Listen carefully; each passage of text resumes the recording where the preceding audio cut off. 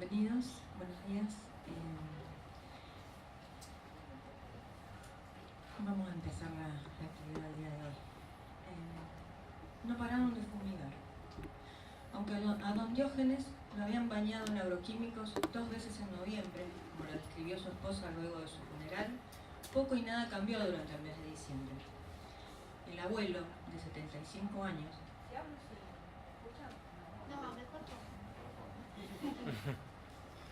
estuvo internado en terapia intensiva hasta el día de su muerte. Se sumó así a la lista de víctimas que en silencio no para de engrosarse, mientras en Argentina volvió a crecer en 2017 el uso de agrotóxicos. Fueron casi 4 millones de toneladas el año pasado y se espera que las ventas sigan escalando.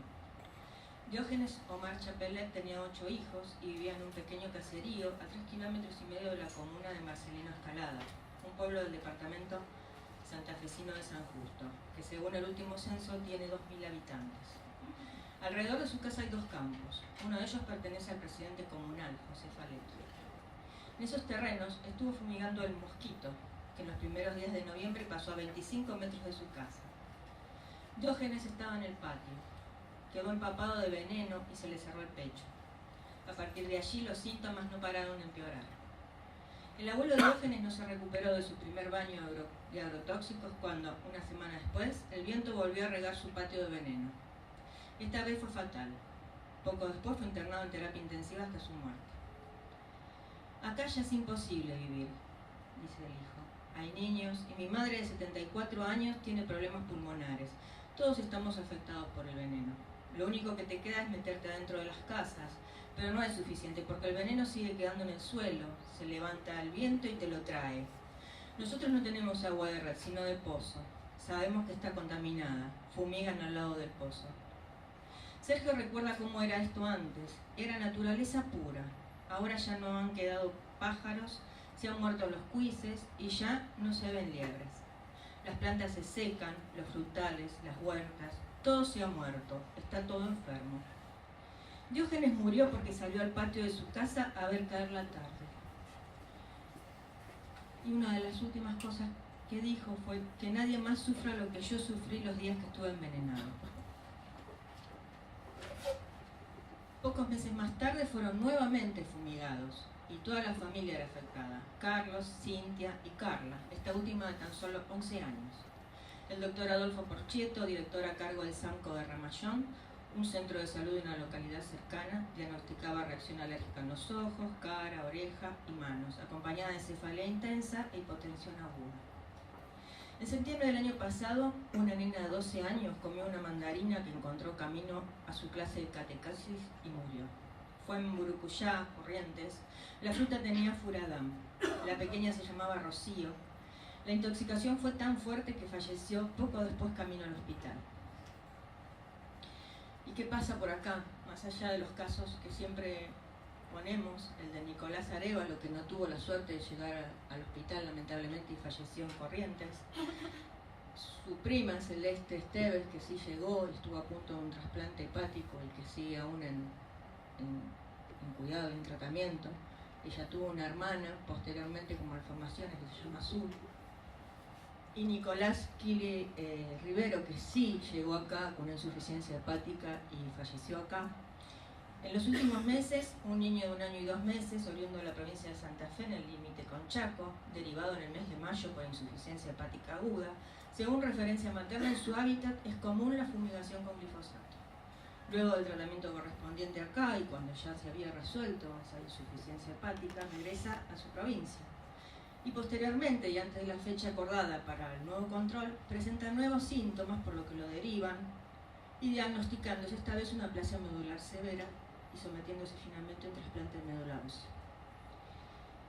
Otro paciente, por mencionar algunos, al menos que yo tuve conocimiento, oriundo de la ciudad de Santa Rosa, de 2 años aproximadamente, por una insuficiencia hepática, refieren que días previos a los síntomas realiza viaje a la casa de los abuelos en una zona rural y que estuvo en contacto con agrotóxicos y terminó en un trasplante hepático. Como ya dijimos en unos encuentros previos que venimos teniendo desde el 2011, el objetivo es el de reflexionar, el de denunciar la impunidad que hay alrededor de todo este tema. Este tema no funcionaría necesarias en la impunidad de muchas de las sociedades científicas, de la prensa, de la justicia. Pero por sobre todas las cosas, desempolvar el pensamiento crítico de los profesionales de la salud, ¿no? Entre los que también me incluyo, no es que eche culpa a nadie, que a esta altura, en vez de 20 años de instalar un sistema veneno dependiente,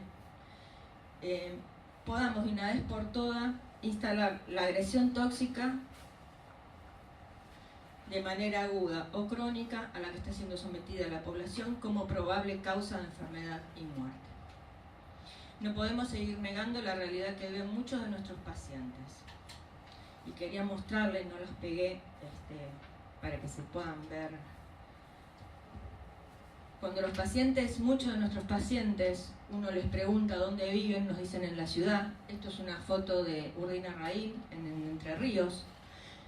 Lo que está cercado es lo que ellos nos pueden decir que viven en la ciudad, pero la ciudad son 10 cuadras, 15 cuadras. Acá el doctor Marina nos va a poder decir mucho mejor. Es uno de los lugares más contaminados. El resto es todo campo. No sé en qué cabeza puede caber si fumigan, ya sea con mosquito, con avión o con lo que sea, a 200 metros, 500 metros o a la distancia que sea. Además, adentro de la ciudad tienen los silos y además adentro de la ciudad están los depósitos habitualmente. Esa es la realidad que tienen nuestros pacientes.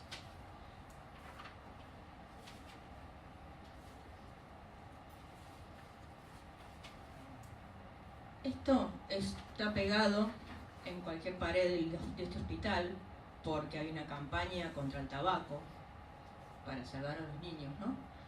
Obviamente nadie está a favor de que se fume delante de los chicos y uno sabe que el tabaco es tóxico. Protejamos a nuestros niños del tabaco, dice, tanto del inicio del consumo como de la exposición involuntaria. Exposición involuntaria. Exposición involuntaria que tienen todos los pacientes que viven en esa zona y que se fuman todos esos venenos, y exposición involuntaria que tenemos todos nosotros, donde esos venenos están puestos en la comida diaria. Y también hay otros carteles que dice que sin mosquitos evitamos el Zika, el dengue y el chikungunya. Esto es del Ministerio de Salud y por supuesto en el hospital hacemos la campaña. Yo no sé cuántos casos hubo de Zika y chikungunya, no estoy al tanto, si hay alguien acá que lo sepa. Lo que sí sé que los mosquitos que realmente ponen en riesgo la salud de los pacientes son estos. Este es un mosquito con el que fumigan a diario y como lo ven está dentro del casco urbano. O sea, fumigan y después van rociando todos los venenos a comprar el pan o a lavarlo en cualquier parte del pueblo. Y esta es la exposición que nuestros pacientes tienen también a diario en muchos casos. Esto es en una calle, no recuerdo si fue San Salvador. Es un nene jugando a la pelota, está en blanco y negro porque, bueno, por razones obvias de costo. Atrás están los silos y lo que se ve como una nube es lo que él está respirando, ¿no? A diario.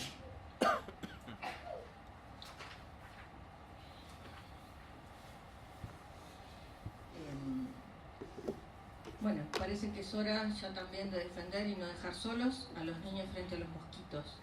Pero no solo los que producen dengue y chikungunya, que con sus impunes aspersiones avaladas por políticas actuales o pasadas producen alergias, vómitos, insuficiencia hepática, malformaciones, abortos espontáneos, en un momento que tanto hablamos de los abortos, ¿no? De estos abortos espontáneos que se producen en mujeres que quieren quedar embarazadas en niños en embarazos deseados, nadie habló y a nadie le interesa. Hipotiroidismo o cáncer. Y bueno, quería dedicar la actividad, esta pequeña actividad humilde, a Fabián Tomasi, trabajador rural, que en este momento está internado, ¿no? Peleando por su vida, y que tiene una polineuropatía tóxica por haber estado expuesto a estos venenos, trabajando, ¿no? Para llevarle el pan a su hija Nadia. Y bueno, y darle la bienvenida a Damián una vez más, Es un orgullo siempre que estés acá acompañándonos. Y esta vez a Fernanda, que no la conocía personalmente, pero realmente es un placer que estés acá. La doctora María Fernanda Simoniello es profesora de la Cátedra de Toxicología de la Facultad de Bioquímica y Ciencias Biológicas de la Universidad del Litoral. Y seguramente su currículum es más extenso. Pero... Damián Marino, licenciado en Química y doctor de la Facultad de Ciencias Exactas de la Universidad Nacional de La Plata, investigador del CONICET. Bueno, muchas gracias.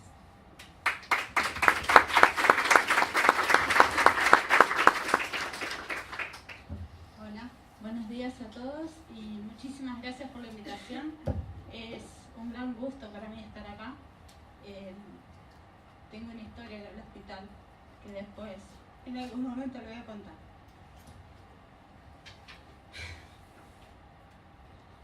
Bueno, vengo a contarles un poco lo que fue nuestro trabajo en la provincia de Santa Fe.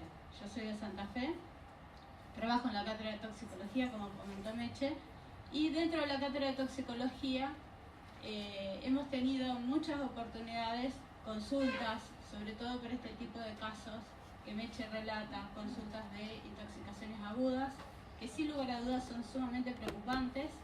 Y en la época en que yo comencé a trabajar en este tema teníamos un gran vínculo con Toxicología de Cuyo, porque nuestra jefa estaba en ambos lados, así que todo esto era algo muy frecuente. Y me gusta contar un poco la historia, porque empecé a trabajar en este tema. Uno de los chicos que trabajaba en la cátedra me dice: Fer, tenemos que ver qué es lo que está pasando en mi pueblo. Yo soy de Santo Domingo y cada vez veo más a mis compañeros de la escuela más envejecidos, siempre están enfermos, algo les pasa, están todos trabajando con el campo y a mí me suena raro que en tan poco tiempo que nos separamos de que terminamos la secundaria los veo mal. Pero no teníamos ni idea qué hacer, ni por dónde empezar, ni de qué se trataba. Entonces, de ahí en adelante arrancamos como 2003, 2004, hacer lo que podíamos. En ese momento lo que teníamos para hacer era colinesterasa y ver qué diferencias había entre colinesterasa común, acetilcolinesterasa. Bueno, sí, están expuestos, obviamente están trabajando. ¿Qué pasa con el resto del pueblo? La gente también, a partir de acetilcolinesterasa, un marcador sumamente precario, nos permitía ver que estaban expuestos, pero no podíamos saber por dónde empezar. Y ahí fue que empezamos a tomar contacto con un grupo de la Universidad de Buenos Aires que se dedica a genotoxicidad. Y así fue que decidí cambiar rotundamente mi vida, dejar todo y dedicarme a hacer docencia universitaria y hacer el doctorado y dedicarme a investigar qué era lo que pasaba desde la genotoxicidad en estas poblaciones de la provincia de Santa Fe. Y empezamos, como empiezo en las clases en la facultad, ¿qué plagas? Bueno, es todo esto que en algún momento nos hace un daño, ya sea en la salud, en la producción, y necesitamos combatirla, y hay sustancias que están preparadas para eso, y fundamentalmente para casi todas estas plagas se utilizan sustancias químicas. Ahora hay algún tipo de repensar esto, que todo tenga que ser químico, pero hasta hace unos años atrás era casi la única manera de combatirlo.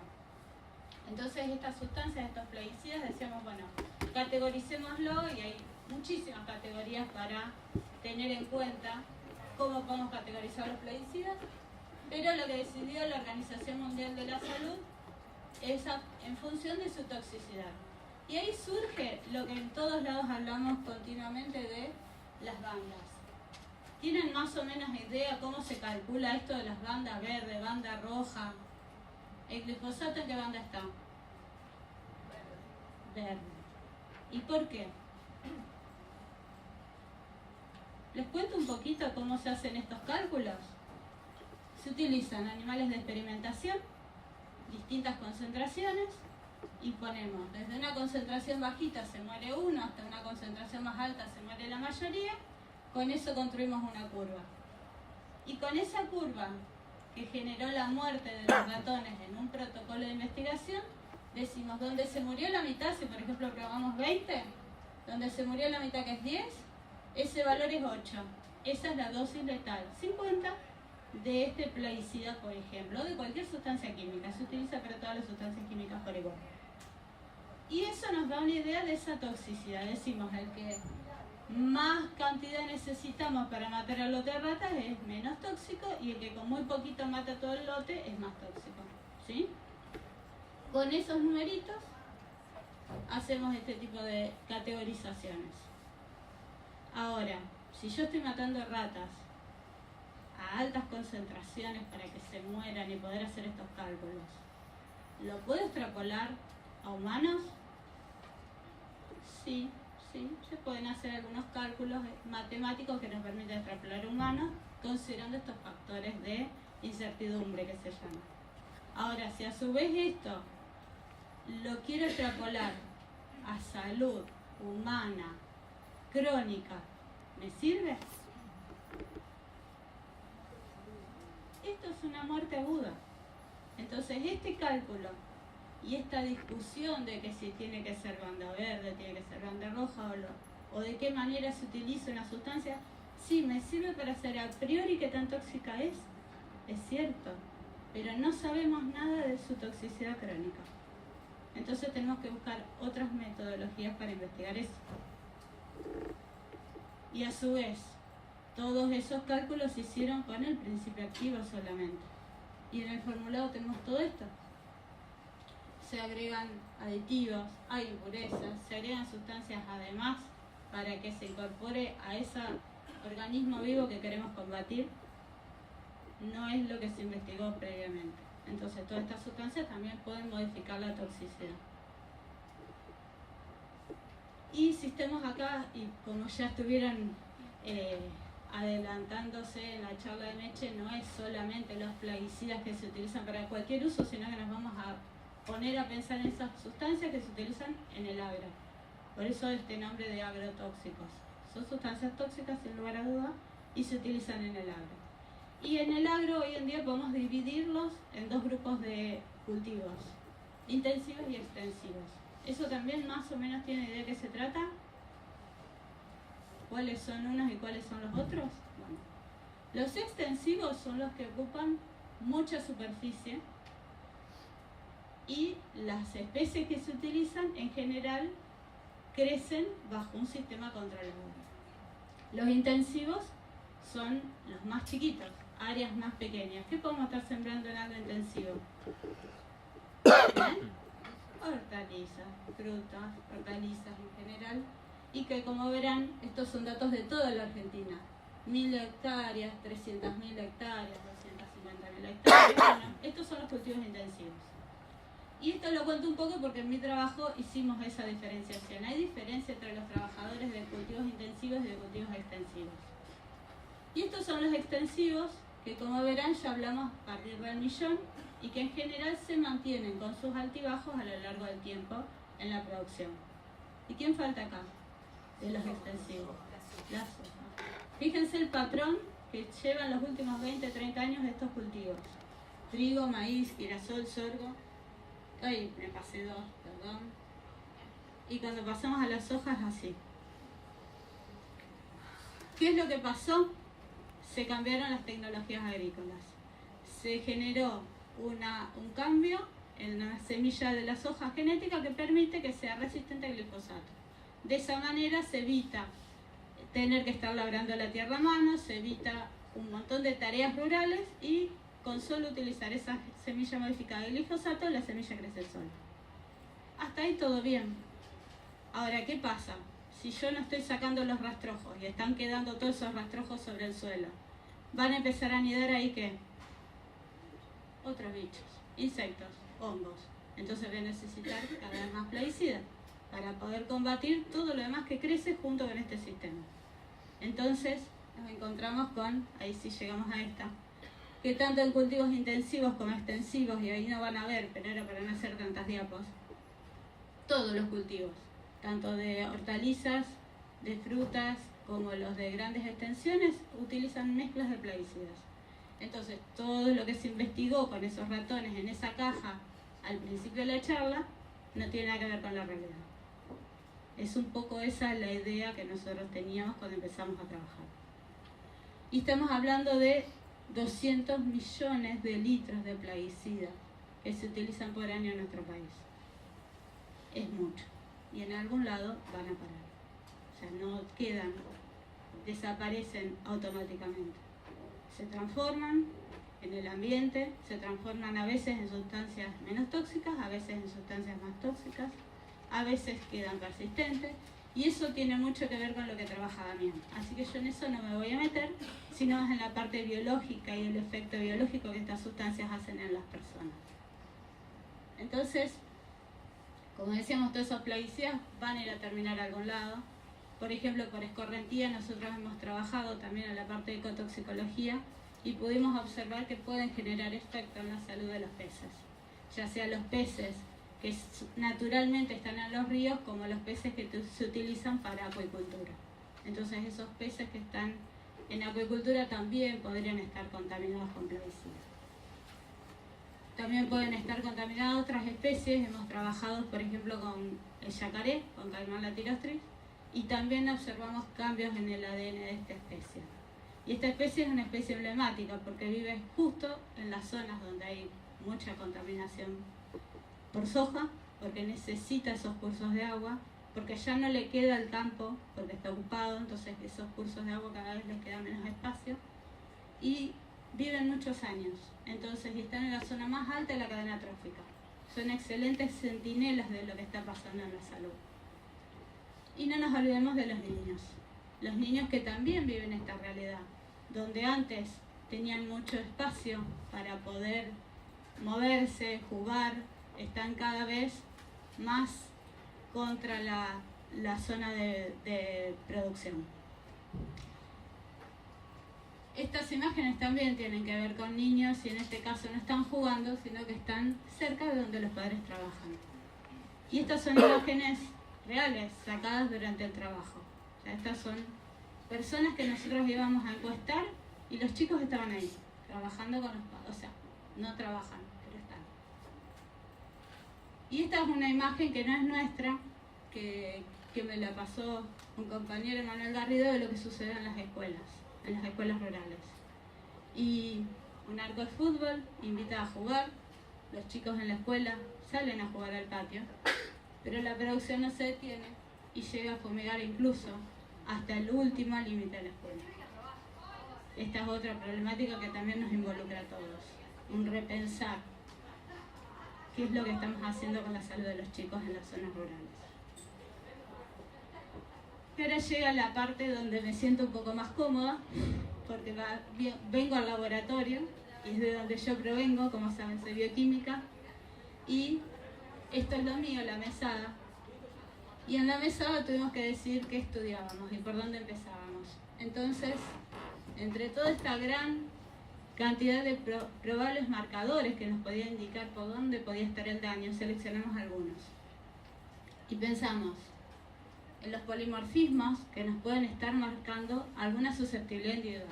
No todas las personas somos iguales y tal vez algunos tenían una susceptibilidad individual que los hacía presentar una enfermedad y otras no, así que esa fue una de las posibilidades que manejamos. Otra era todo lo que es el daño oxidativo, y el daño oxidativo está vinculado con muchas patologías. Nosotros tenemos continuamente un estado oxidante y dentro de ese estado oxidante tenemos maneras de manejarlo. Hay un daño oxidativo endógeno por determinadas cuestiones fisiológicas, puede ser patológicos o también puede ser exógeno. Y en este caso sabemos que los plaguicidas generan este desequilibrio. Ese desequilibrio donde las defensas antioxidantes no pueden manejar todo lo que es el daño oxidativo. Y eso es lo que nosotros, entre otras cosas, manejamos a través de estos términos, después durante la charla se los voy a recordar, que es peroxidación de lípidos, enzimas antioxidantes o incluso algunas moléculas que tienen que ver con este tipo de daño. Y después en lo que es genotoxicidad, lo que observamos es, si vemos un micronúcleo, que es la palabra que van a escuchar de mí, lo que yo estoy pensando es en este tipo de errores. Una célula que se tiene que dividir en dos células hijas, eso nuestro organismo lo hace continuamente. Esa es una mitosis, ¿y qué pasa? Hay un error y un pedacito de un cromosoma o un cromosoma entero va a quedar fuera de ese uso mitótico. Y en ese error nos está hablando de que algo pasó, algo generó el daño, y ese daño fue tal que se rompió el cromosoma o se perdió un cromosoma. Entonces, en el microscopio nosotros lo que observamos es esta imagen. Esos puntitos pegaditos al núcleo, que es material nuclear que no se agregó a ninguna de las dos células hijas. La otra cosa que vemos en el microscopio se llama ensayo cometa, y este es un marcador sumamente sensible, y por eso es el que usamos en casi todos los protocolos que van a ver. Y en este marcador lo que nosotros hacemos es inmovilizar las células sobre un portaobjeto, le ponemos una corriente eléctrica, y si esa célula, ese ADN estaba dañado, esa parte rota va a migrar en función de esa corriente eléctrica. Y esa es la imagen que vamos a ver, por eso se llama ensayo cometa. Empieza a fraccionarse el ADN por algún tipo de daño, que es el que nosotros queremos investigar si es que sucede con los plaguicidas, y si eso es así, esa imagen es la que vemos en el microscopio. ¿Sí? Bueno, ahora vamos a los trabajos. Ah, no, y algo más. Todavía podemos mejorar ese ensayo cometa. Le podemos agregar una enzima que nos permita ver si ese daño se generó por oxidación. Yo sé que es un montón de palabras muy raras, pero este ensayo, si le agregamos una enzima específica, nos dice si el daño está en las purinas o en las pirimidinas por oxidación, que es uno de los mayores errores que se producen cuando se quiere reparar el daño y termina en una mutación. ¿Y la mutación a dónde va a parar? Si hay una mutación, ¿qué sucede? Más adelante en la vida. La mutación se puede transmitir a la generación siguiente, y ahí podemos observar, por ejemplo, anomalias congénitas, o si es una célula somática, esa mutación va a generar cáncer. Entonces, este marcador es un marcador que predice todo eso muchos años antes. Siempre y cuando las defensas de la reparación no funcione y un montón de variables más, obviamente. Pero si estamos juntando todo este tipo de daño, la persona va a estar complicada en tratar de reparar todo lo que le está pasando. Entonces, vamos a la vida real. Esto era lo que dicen los libros, que tiene que tener puesto un aplicador. Y esto es lo que nosotros vemos cuando vamos al campo. Fíjense, no tiene máscara, no tiene guantes, no tiene botas, tiene los productos químicos ahí cerca. Y este señor no sabe lo que está expuesto.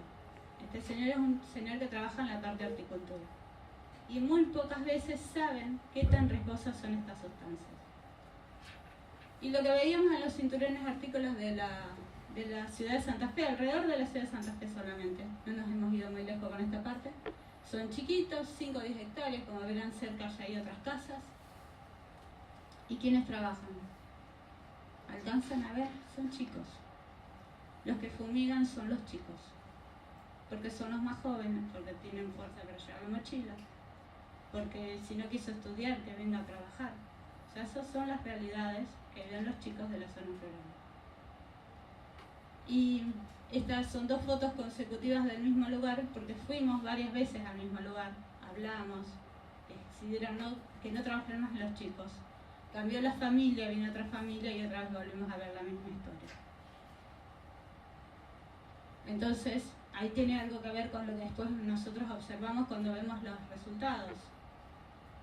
A veces son jóvenes, pero con una elevada antigüedad laboral, porque empiezan a trabajar a los 12, 13, 14 años. Analizamos personas de 25 a 26 años y tienen el mismo daño a nivel genotóxico de una persona de 60 o 70 años. Un poco lo que me contaba mi compañero de laboratorio, que no entendía qué era lo que estaba pasando. Y esto también es otro tema para trabajar, que es qué hacen con los residuos, y de esos residuos los envases. Y los envases están en su ambiente y los chicos también están en ese ambiente. Entonces no solo pensemos lo agudo, es terrible lo agudo porque hay que resolverlo y rápido, pero estos chicos están creciendo en contacto con estas sustancias. Y todo lo que son las dosis máximas permitidas, los valores de referencia, todos los números que uno pueda sacar, nunca está calculando este tipo de exposición. desde tan chiquitos.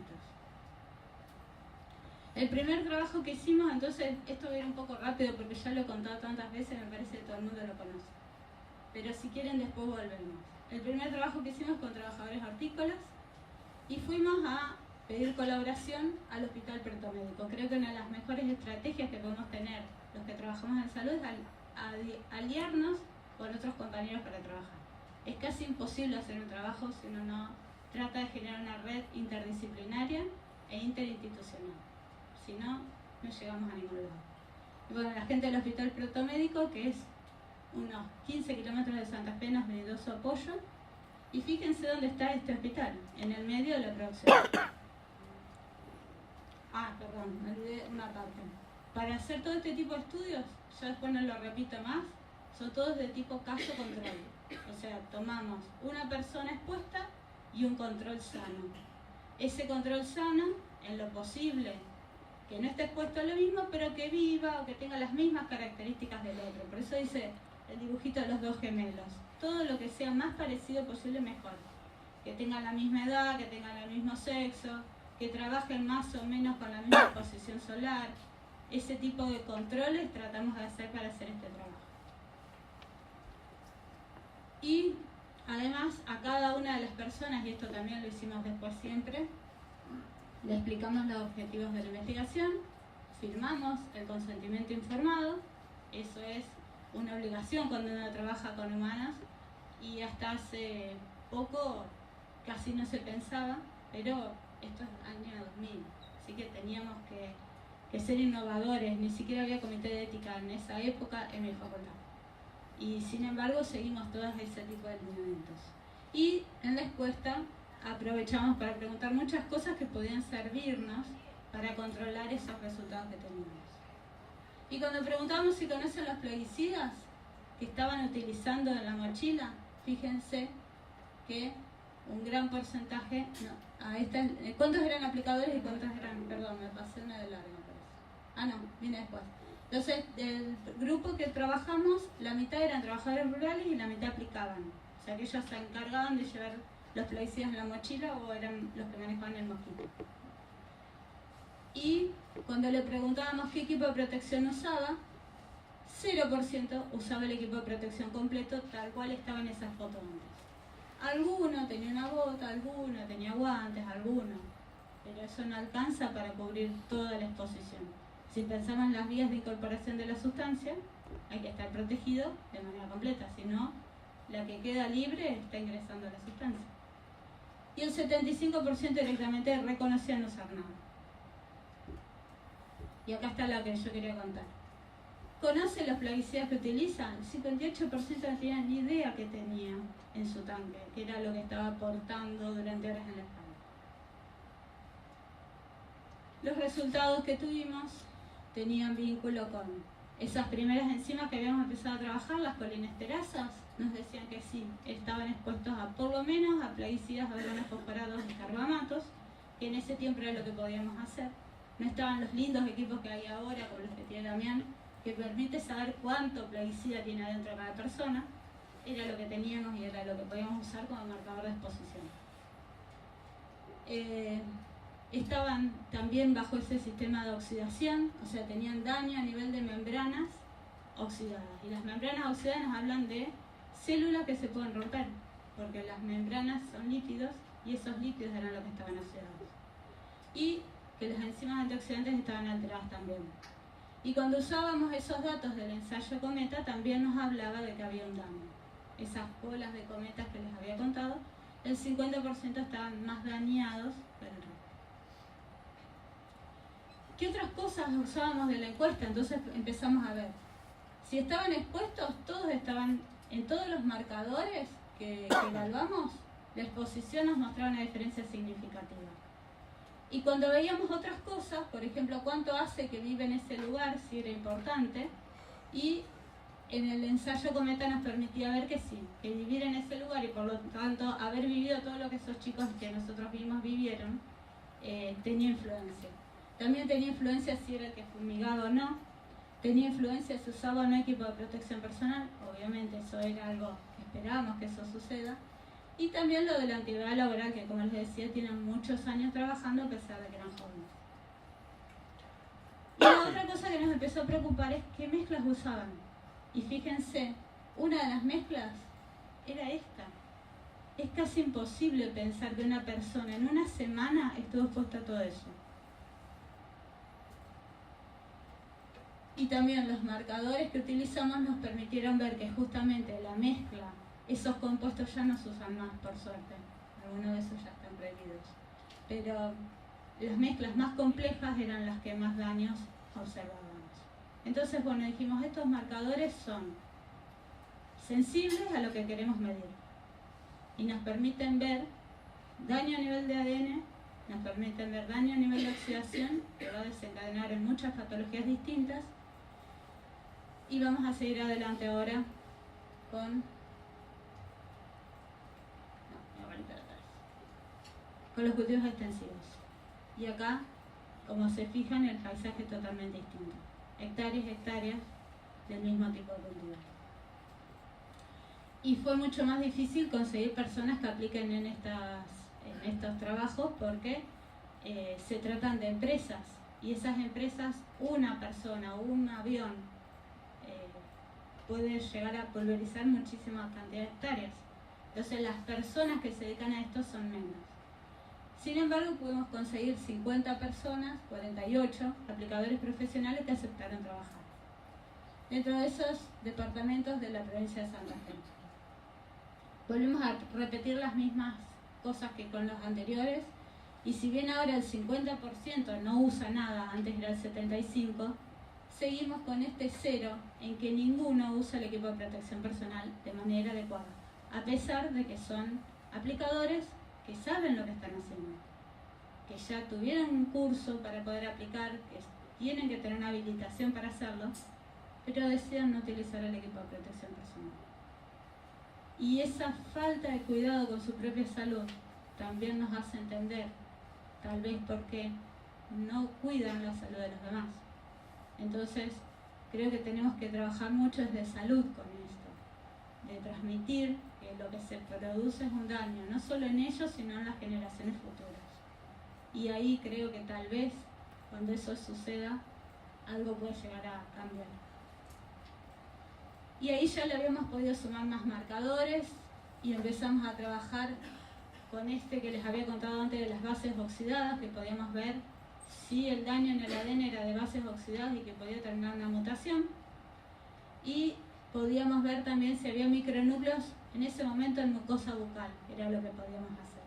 Y fíjense, esos dos nuevos marcadores nos permitía ver, antes teníamos un 50% de aumento en ensayo cometa, en este grupo 43, y estos dos marcadores qué sensibles que eran, que nos permitían ver muchas cosas más. Seguimos para adelante entonces. Cuando vemos otra vez igual que antes, cuáles eran los factores que producían una modificación en estos resultados, no era ser varón o ser mujer, no era ser joven o ser viejo, no era el alcohol, porque también eso a veces se dice, son poblaciones que no se cuidan. Bueno, puede ser, hay que investigar si eso genera un cambio. Y vemos nuevamente el uso no del equipo de protección personal, nuevamente la actividad laboral y nuevamente el ser trabajador y aplicar plaguicidas era el factor de mayor daño. Y nuevamente la historia de las mezclas. En este caso, una familia, eran todos aplicadores, el papá tenía unos 50 años, el hijo 25, y el hijo trabajaba de los 13. Y él me había dicho, yo no quería estudiar, así que empecé de banderillero, y prefería ser banderillero que ir a estudiar. Hoy en día, en el momento que hicimos la entrevista, tenía una nena de 2 años, y decía, mi mamá dice que no la tengo que subir al mosquito. No. ¿Pero por qué? Si nosotros hacíamos eso cuando éramos chicos. Entonces hay que cambiar muchas veces una cultura. Una vez un aplicador me dijo, para mí el mejor día de mi vida fue cuando mi papá, a los 5 años, me invitó a que lo acompañe al campo. Y pude yo mover las alas del mosquito. Esa es la realidad que ellos tienen. Para ellos es su orgullo, su trabajo. Tenemos que entender también a veces el otro lado. Es orgullo de su trabajo y es desconocimiento. Entonces, por eso creo que salud es el lugar ideal para transmitir que esto no es un juego. Esto es algo que puede enfermar, que puede generar un cambio. Bueno, y ahora empiezo a contarle un poco lo que siguieron trabajando los chicos que trabajaban en el laboratorio. En este caso, y ya hace también varios años, Mauro hizo su tesina en biotecnología y quiso probar esto de los polimorfismos que hablábamos antes. Y usó los mismos marcadores de daño oxidativo y estos polimorfismos. A ver si estas personas son más susceptibles que las demás. Tal vez sea eso. Tal vez por eso se enferman. Elegimos un solo polimorfismo. El polimorfismo GST, que es una enzima de fase 2, que lo que hace es colaborar con todo lo que es la excreción de las sustancias después de agregarle un grupo glutatión. Entonces, tal vez las personas tenían este tipo de modificaciones. Y pudimos ver que tanto los controles como los expuestos tenían una relación de este polimorfismo exactamente igual que otro trabajo de nuestro mismo país. Porque a veces hay que buscar trabajos del mismo país para tener esa decisión si esto es normal o no. Y cuando observó esos polimorfismos de estas dos enzimas, considerando si la persona no tenía ese gen o si lo tenía, no hubo diferencias significativas. Ni para el gen de GSTM1 ni para el gen de GSTT1. O sea que ahí no estaba la cosa. No pasaba por una susceptibilidad. Volvía a encontrar los mismos resultados de la parte anterior. Si eran trabajadores que tenían daño, si estaban expuestos y a su vez fumigaban, tenían más daño, y si no usaban casi nada de equipo de protección personal, tenían más daño. Más o menos se reitera la historia. Y en este caso ya estábamos bastante más preparados, porque ya teníamos ese antecedente y trabajamos con estas comunidades, fuimos al INTA, trabajamos con la gente del INTA, que nos apoyó mucho, y pudimos hacer este tipo de charlas con los trabajadores rurales. Y empezar a descubrir ese otro lado de por qué hacen lo que hacen. Entonces, un poco para cerrar la parte de trabajadores, podemos decir que en los hortícolas hay muchas situaciones que tienen que ver con lo cultural y las condiciones económicas que los llevan a veces al desconocimiento, que los aplicadores profesionales tienen esa sensación de experiencia que hace que descuiden a veces cuestiones básicas que tienen que ver con salud. Todo lo que sea mezclas complejas, todo lo que sea el no uso del equipo de protección y la antigüedad laboral, nos termina llevando a esa consecuencia de un aumento de estrés oxidativo y daño genotóxico.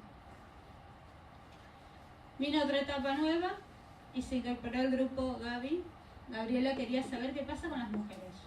Con esas mujeres, yo siempre trato de hacer este desafío. El que quiera trabajar viene, pero tienen que pensar en qué. No les doy yo, a ver, yo quiero que me hagas esto y mano de obra barata, soy estudiante, haceme lo que yo quiero. ¿Qué querés hacer? Pensalo, te acompaño. Y Gaby quiso ver qué pasaba con las mujeres, porque estaba justamente en edad de querer encargar su primer hijo y decía, esto es un tema que me interesa. Empezó a ir a los hospitales, a hablar con las chicas que estaban en los servicios de tocoginecología, a ver si querían trabajar en el proyecto, si querían participar. Y cuando fue a la casa de las chicas a hacer las muestras, volvimos a encontrar lo mismo que decíamos antes. Otra vez, esta situación de chicos en el medio de los cultivos y esta situación de exposición desconocida. Esto tan simple como es una soga colgada. Es una mujer que lavó la ropa, tanto del marido contaminada como la de los chicos en el mismo lavarropa. Los resultados de Gaby tuvieron que ver, ella primero observó cuántas eran de zona rural y cuántas eran de zona urbana, zonas bastante cercanas. Volvió a trabajar con el mismo cordón hortícola que había trabajado yo hace muchos años atrás. Y hizo bastantes preguntas respecto a si trabajaban, y la mayoría decían, no, soy ama de casa. Pero cuando empezaba, ¿y lo ayudás a tu marido a llevar los bidones? ¿Y lo ayudás a veces a aplicar? Y si está ocupado, yo ayudo. Al final, casi todos eran trabajadores rurales. O sea, Cambiamos completamente esa categorización de no trabajador a casi trabajador rural, en un elevado porcentaje. Cuando observamos los datos del ensayo Cometa sin enzima y con enzima, volvemos a encontrar daños en mujeres que no eran las que decían que eran trabajadoras. O sea, no en estas, sino en las rojas, las que no estaban trabajando, pero que pertenecían a la zona rural. Y cuando empezamos a contrastar los datos con las mujeres que habían participado en mi etapa, hacía muchos años atrás, en la misma zona, y con las nuevas, con las de ella, podemos ver que estaban expuestas. En todos los casos pudimos observar disminución de esa enzima acetilcolinesterasa, que había también un daño a nivel del ensayo Cometa, pero que ese daño era menor, lo que nos daba tal vez esa tranquilidad de decir, quizás todo lo que hicimos algo sirvió, o quizás los plaguicidas son menos tóxicos, o algo pasó, hay menos daño.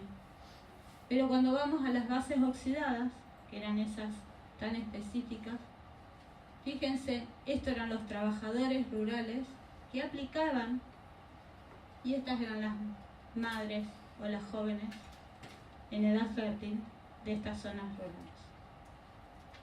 No habíamos solucionado nada. Era el marcador que era menos sensible. Y esto realmente es alarmante, porque estas chicas están en edad de tener hijos. Entonces, ¿cuáles eran las conclusiones de Gaby? Que la familia rural completa se encuentra expuesta, no solo el trabajador. Que observamos en todos los casos una disminución de esa enzima acetilcolinesterasa y un aumento de su daño oxidativo al ADN. Y que nos interesaba seguir trabajando con estos grupos. Después vino Priscila, y Priscila fue destacadísima, porque ella ya llegó con director y todo.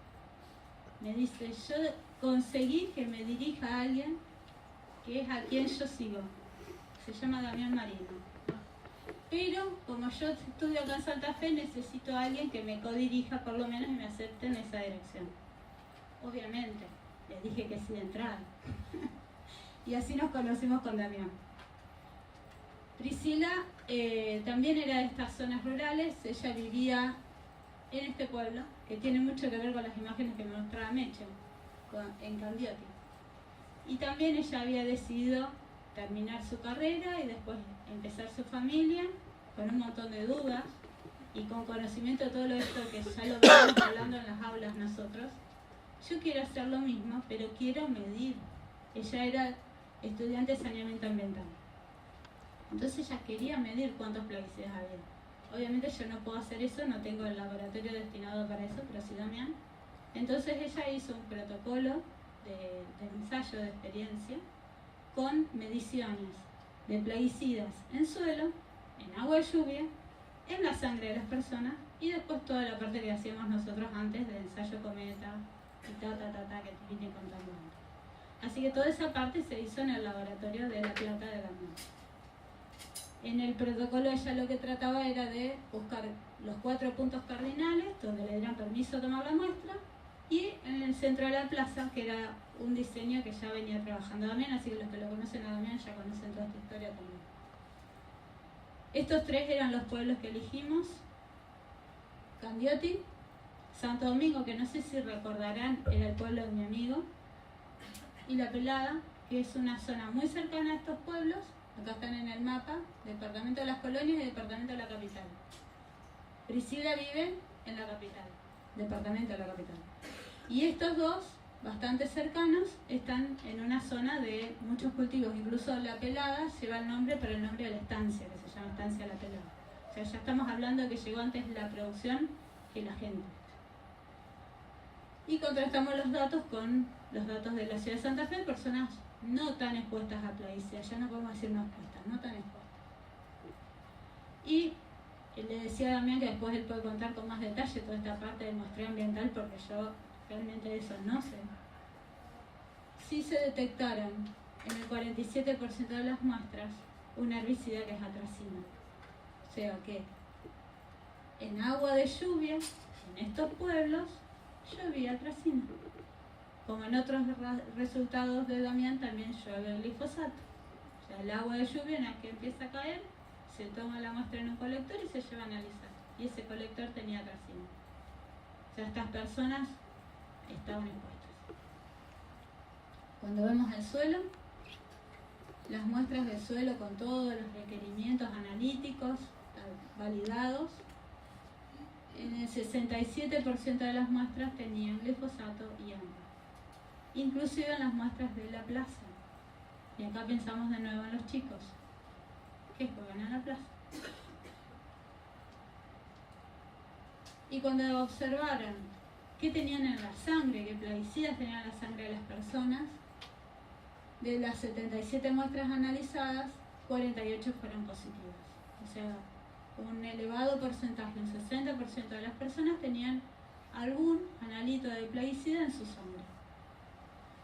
Cuando observamos los pueblos y qué tipo de analitos era, el que nos llamó la atención es este, Santo Domingo, que tenía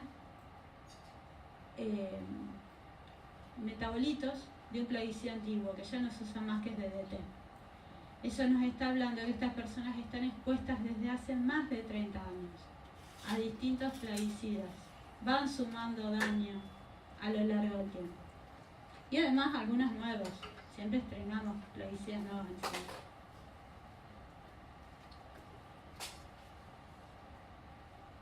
Y que vea también Priscila que el 94% de las personas que viven a menos de 500 metros en el pueblo tenía plaguicida en sangre. O sea, ya casi no nos queda duda que están expuestos. Y volvimos a los marcadores, eso sí los hizo en el laboratorio con nosotros, y en todos los casos había daño en el ADN, medido por esa enzima que nos permitía ver daño oxidativo. En uno solo, y fíjense cuál, Santo Domingo, o sea, como que la historia se repite. Este Santo Domingo era el que tenía los daños oxidados y era el que más daño tenía. Como conclusiones es que tenemos que trabajar siempre de una manera interdisciplinaria, como habíamos podido lograrlo. Para todo esto, el apoyo total de la parte de salud de los pueblos. El doctor Serrano nos acompañó y también otros médicos y bioquímicos que nos colaboraron en cada uno de los SANCO y hospitales para poder tomar las muestras. Y volvimos a estos mismos resultados, que había daño tanto oxidativo en los lípidos como en el ADN. Y que estas personas estaban expuestas a plaguicidas. Entonces nosotros lo que tratamos de hacer es este tipo de charlas, que hoy me tocó venir a hacerla tan lejos, también hacerlas en nuestra zona. O sea, comentar estos resultados para ver si se puede lograr algún cambio, que la gente empiece a reflexionar, que no se trata de una disputa quién tiene razón, porque un poco esto es lo que se está dando en los pueblos. Hay una gran polaridad entre los que producen y entre los que están viendo este daño, y en la manera de confrontar el daño, el efecto, no van a ningún lado. Entonces, creo que es el momento de sentarnos a dialogar, de observar que no es dice que, sino que hay datos concisos de que esto está pasando, que los plaguicidas generan efectos y que esos efectos van a terminar a largo plazo en otros daños en la salud, en esta generación o en la siguiente. Eso es lo más preocupante tal vez. Hoy en día se sabe que en roedores, en la segunda generación de ratas, el glifosato genera efectos de malformaciones congénitas. No tenemos que esperar eso, podemos empezar antes. Entonces, buscar cuáles son las variables que nos permiten describir la población. Todos esos otros factores que analizamos nos permiten ver por dónde está la cosa. Que esos marcadores sean válidos y relevantes, y en ese sentido creo que los que terminamos seleccionando fueron así, fueron útiles para esto. Y ponernos el compromiso de volver los resultados cada vez que terminamos de trabajar con un pueblo, ir a ese pueblo, comentarles qué pasó, tratar de conciliar si hay algún tipo de problemas con los productores, tratar de tener este tipo de charlas con los productores. Y en una de esas charlas Este es el doctor Serrano, a ver dónde está acá, casi no se lo ve, que es uno de los que batalla mucho en los pueblos rurales. Él se autodice, y es así, médico rural. Además tiene su especialidad en medicina general y de familia, pero él se llama médico rural. O sea, él vive para trabajar en su pueblo. Sí, ya me queda re poquito. Empezamos de nuevo, le digo yo. Armamos los paquetes y salimos. Porque algo que surge en esta charla es que en Santo Domingo, además de toda esta historia que tienen de plaguicidas, tienen arsénico en el agua. Y no es poco. Esta combinación puede ser sinérgica desde el punto de vista de la toxicidad. Entonces volvimos a pensar en esto y este es el nuevo proyecto, que por ahora solo se los presento porque estamos en la etapa de inicio del muestreo. Si bien tenemos algunos resultados, son muy parciales. Y las chicas me sacaron esta foto antes de salir. Me dice, pon esa foto, porque vamos cargados con un montón de cosas, nos llevamos casi al laboratorio a cuesta para hacer los muestreos. Si bien nos dan en los zancos o en los hospitales de los pueblos, nos dan un lugar, muchas veces no tienen ni una centrífuga, así que llevamos todo y allá vamos. Y estuvimos por casi todos los pueblos que podíamos estar, que tienen arsénico y plaguicidas. Ahora estamos en la parte centro-norte. El proyecto tiene 3 años, la idea es seguir hacia arriba y hacia abajo. Lehmann, Rafaela, Providencia, Santa Clara Sayers, Presidente Roca, Humboldt. Y en todos hacemos este tipo de diseño. Primero trabajamos con las personas, primero vamos a hablar con el presidente comunal, primero. Porque si el presidente comunal no quiere, no se hace nada. El presidente comunal nos da, y hasta ahora siempre tuvimos el acceso, el vínculo con la parte de salud, y ahí hacemos las primeras reuniones. De ahí es donde decidimos, bueno, vamos a hablar con la gente y le contamos un poco esta historia. Casi no llevamos presentaciones, es un diálogo, una charla, vamos contando qué es lo que hicimos, dónde hicimos, qué pueblo fuimos, qué resultado tuvimos. A veces se conocen, entonces eso también genera un poco de empatía. Y después de estas charlas empezamos el trabajo ya de laboratorio en sí y de encuesta y a juntar datos. Así que esto se los voy a traer tal vez el año que viene. Si me invitan de nuevo, no sé. Y no sé si habían visto esta cara que está en todas las fotos casi. Ahí está en todos lados. Bueno, esta es Carlina. Es la que está haciendo ahora su doctorado en Ciencias Biológicas. Y fíjense la pregunta que se hizo Carlina. ¿A dónde está Carlina hoy? Pensando en anomalias congénitas. Bueno, era una pregunta obvia si uno sigue todo este relato. Pero un gran desafío porque no es fácil llegar a tener datos y a poder hacer una red que nos permita encontrar la mayor cantidad de madres de niños con anomalias congénitas en la provincia de Santa Fe. Ese es el gran desafío.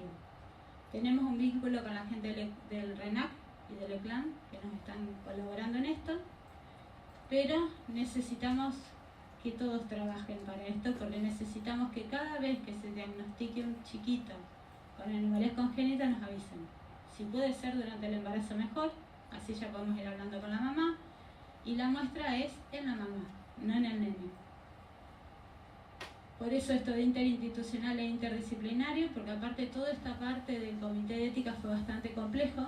Nosotros hasta ahora estábamos trabajando con el presidente comunal, con el SANCO, y no hay un comité de docencia, no hay un comité de ética. Bueno, acá tuvimos que hacer toda esa parte de ética hospital por hospital, llevándole el protocolo de trabajo, aceptando el comité de docencia que se haga el trabajo, y a partir de ahí los 3 grupos más importantes para nosotros, pediatras, neonatólogos, ginecólogos y laboratorio, nos avisan cada vez que hay un caso, y ahí va Carlina a tomar la muestra, a hablar con la mamá, a hacer la parte de consentimiento informado. Y para complicar la epidemiología nos exige que por cada caso haya por lo menos 4 controles. Así que después sigue por las salas pidiendo a las madres de los chicos sanos que también le den muestra y hagan encuesta con ella.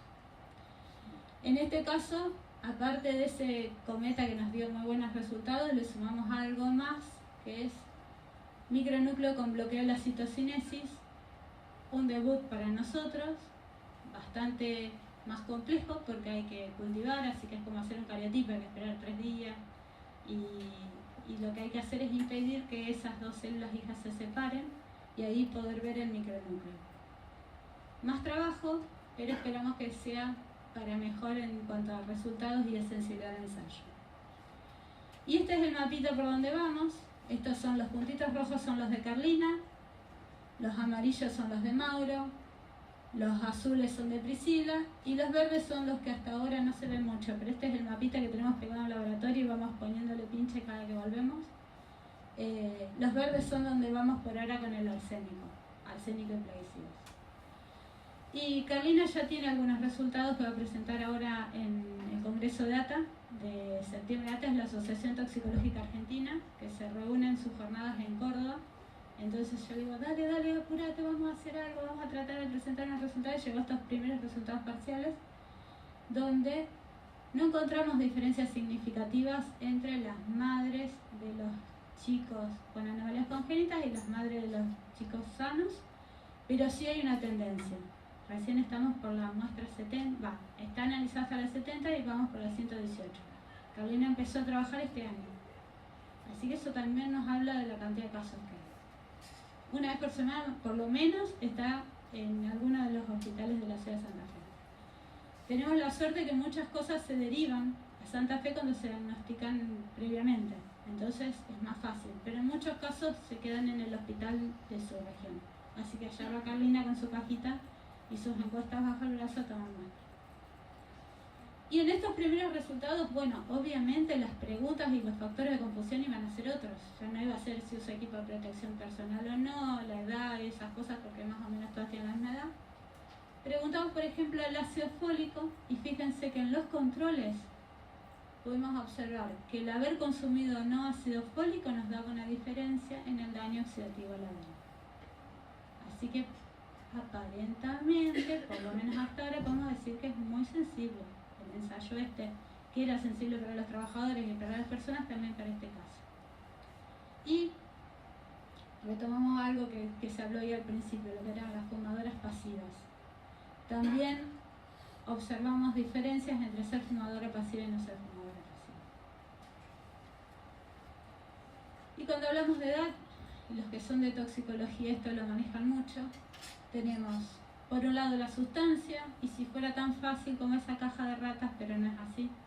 Tenemos muchas mezclas que están metidas en el medio. Y cuando hablamos de ambiente, y en este caso el ambiente a veces es la plaza donde los chicos están, que está contaminada con plaguicidas. Y hablamos del individuo, cuando hablamos de infancia, que tiene muchas diferencias con un adulto. Para empezar, y solamente pensando cuánto incorpora de sustancias extrañas a su cuerpo, hay diferencias en lo que es absorción intestinal, absorción dérmica, en procesos metabólicos, o sea, mucho más susceptible al daño de los plaguicidas, seguro que sí. Y si empezamos a pensar esto, que pueden estar expuestos desde adentro de la panza, mucho más todavía. Y cuando pensamos en las vías por las que están expuestos, tenemos que pensar la transplacental, tenemos que pensar leche materna. Hay resultados de plaguicidas en leche materna que nos hablan que esto es así.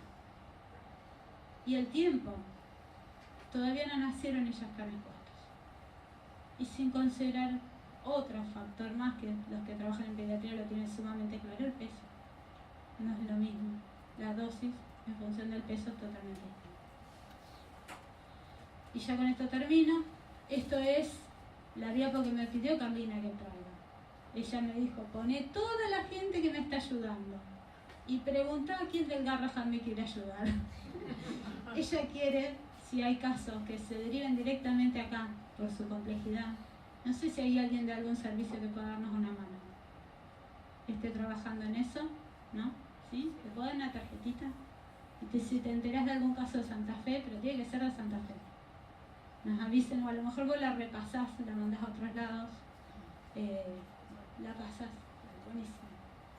Por supuesto que estamos dispuestos a hacer todo el protocolo de consentimiento informado, porque lo tenemos que hacer, hablar con el comité de docencia y hacer todos los pasos, pero para nosotros va a ser muy importante. Sabemos que el RENAC registra acá, pero ¿registra acá el RENAC? No sabemos. En los hospitales de Buenos Aires registran varios, pero no sé si lleva el dato si la mamá gestó en Santa Fe o no, que es lo que a nosotros nos interesa. Porque esos niños fueron gestados en Santa Fe y a lo mejor nacieron acá por derivación. Y este es el final. Estas son todas las personas del laboratorio, ahí están la mayoría en la foto con las que trabajamos. Estas son personas que han sido muy importantes en nuestro trabajo y obviamente Damián está entre ellas. Y estos son los hospitales que por ahora están trabajando con nosotros. Y muchas gracias a todos ellos y a ustedes por escuchar.